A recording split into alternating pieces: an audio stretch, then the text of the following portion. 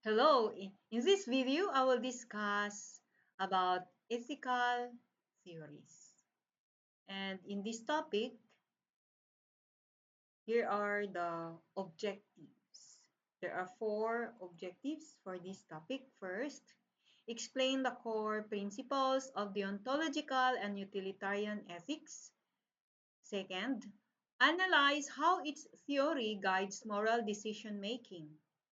Third, compare and contrast their strengths and limitations. And the last one, recognize the role of virtue ethics in ethical reasoning. Now, may I ask you a question? Have you ever encountered a dilemma in your life wherein you do not know what to do? In this lesson, in this lesson, I will discuss the different theories that will guide you and help you whenever you encounter a dilemma. But first, uh, I will define what is ethics. Ethics is a branch of philosophy that used to study ideal human behavior and ideal ways of being. Another one, ethics is systematic approach to understanding, analyzing, and distinguishing matters of rights and wrong, good and bad, and admirable and deplorable as they relate to the well-being of and the relationships among sentient beings. So it means it will help us to solve a dilemma systematically so that you will not be confused. Is either good or bad, you have to choose. You have to, it will guide you. Now, it will guide you. The theories will guide you. So in ethics, we study that. So ethical theories provide the foundation for how we understand right and wrong. So that's one of the reasons why we study ethical theories. It means you have to study the different theories, and this will help you. These are the foundation for you to understand what is right and wrong, whether in everyday life or professional settings. We constantly make decisions that carry moral weight, choosing between telling a difficult truth, following laws, that managing people fairly, or responding to moral dilemmas. So it is very important to study ethical theories. And there are three ethical theories that I'm going to discuss in this topic. First is deontological ethics. Deontological ethics is doing the right thing no matter the outcome is. It means it is based on the outcome. And deontological ethics,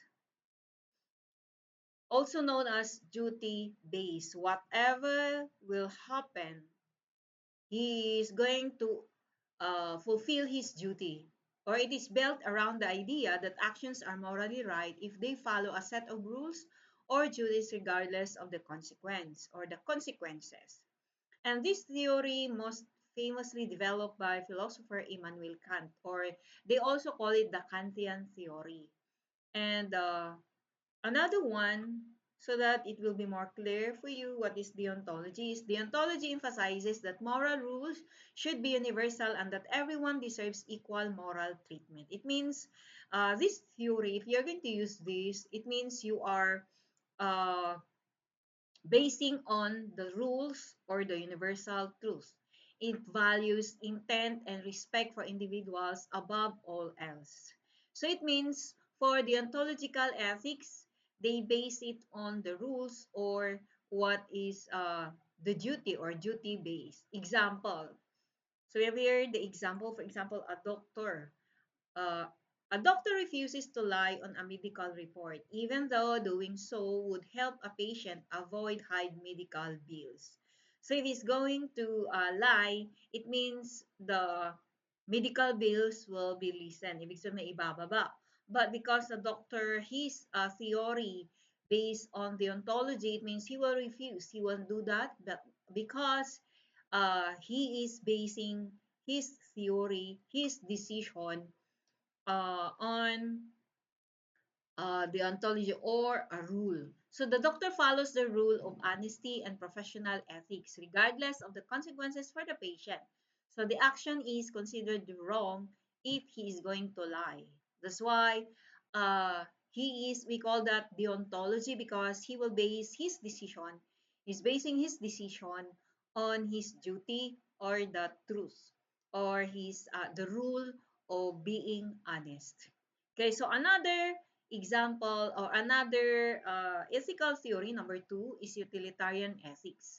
What is utilitarian ethics? It's choosing the outcome that helps the most people. It means it is not based on duty or rule, but it is based on majority or the consequence. Utilitarianism takes a different approach by focusing on the results of actions. It means the consequences. Also known as the consequentialism. This theory says that an action is morally right if it is or if it produces the greatest good for the greatest number of people. It means a majority of people will be benefited. So utilitarian ethics or ethical theory is based on the consequence wherein most people will be benefited. Sino yung mas mabenepisyohan, mas nakakarami, doon siya. So yun yung kanyang decision. Example, a government allocates limited vaccines first to healthcare workers and the elderly to save the most lives rather than distributing them equally. So, if the vaccine is limited, so the government uses utilitarian, wherein most people will be benefited. That's why they first give to the healthcare workers and the elderly. Elderly. So, yung iba, susunod na lang kasi sila yung mas prone, okay, in terms of vaccine. So, it means the reason is that a utilitarian would likely argue that it is morally right to sacrifice one life to save five. Yun. So, that's a different approach. And this approach is associated with philosophers Jeremy Bentham and John Stuart Mill. So the key question here is, will this action produce the greatest good for the greatest number?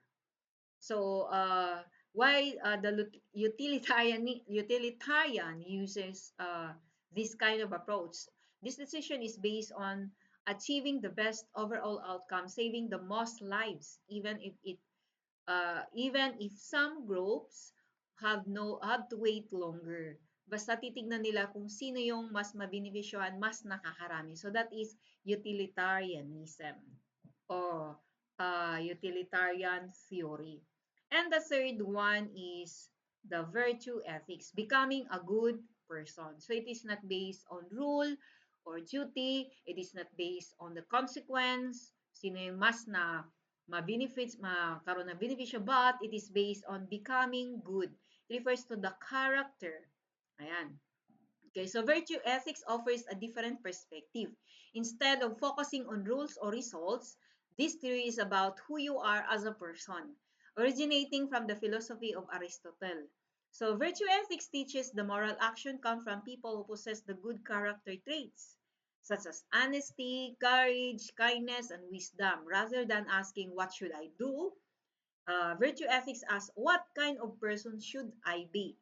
If I make this decision, what kind of person should I be? So a virtue ethics doesn't just follow rules or calculate benefits, yun yung sa utilitarian at saka deontology. But they act out of good character. For example, someone who sees a stranger in need might offer help not because of rule, says they should, or because it leads to the best outcome, but because they are compassionate and kind. So it is based on character. And the quick question is, what would a good or virtuous person do in this situation? So example of virtue ethics. A student sees a classmate cheating, but instead of reporting them immediately, they first talk to the classmate to understand and encourage honesty and responsibility. So kung nakita niya yung kanyang classmate nangungupya, so hindi niya kaagad ito i-report. But it says here, he will talk to his classmate. So why this virtue ethics? The student acts out of compassion, integrity, and wisdom, focusing on developing good character and helping others grow also. Grow morally, not just on rules or results. So, in comparing those three theories, Each ethical theory gives us different lens to view moral problems. Deontology focuses on duties and rules, asking whether an action is right or in itself. Utilitarianism centers on consequences, asking whether the action creates the most good. Virtue ethics focuses on character, asking what a good person would do. Okay, so what a good person would do. So those are the difference. So deontology is strong when we need to uphold rights and fairness, but it can be rigid. Utilitarianism is helpful when considering wider social good, but it can overlook the rights of individual also. So there is always the weakness also. Virtue ethics encourages personal growth, but it doesn't always provide clear answers in specific situations. So in summary, okay, theory or deontology focuses on rules and duty. Okay, question is the action inherently right?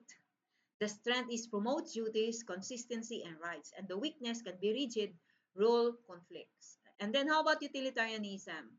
Okay, so the focus is consequences, the best consequences moral. Okay, the best outcome. What would a person?